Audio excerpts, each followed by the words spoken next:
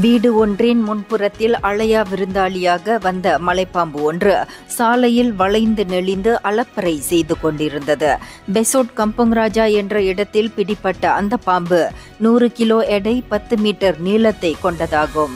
இன்று காலையில் சாலையின் குறுக்கே கிடந்த அந்த பாம்பை கண்டு அதிர்ந்து போன அந்த வீட்டின் குடியிருப்பாளர் அது பற்றி உடனடியாக தீயணைப்பு மீட்பு இலாகாவுக்கு தகவல் தெரிவித்தார். சம்பவ இடத்திலிருந்து சுமார் 50 மீட்டர் தொலைவில் தான் பெசோட் தீயணைப்பு மீட்பு நிலையம் உள்ளது.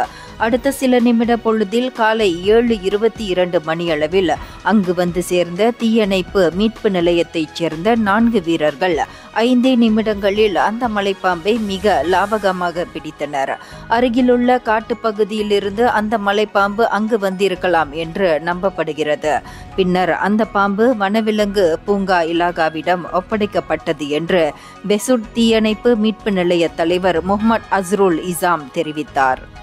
இந்தியர்களின் இதய குரல் மக்களோசை.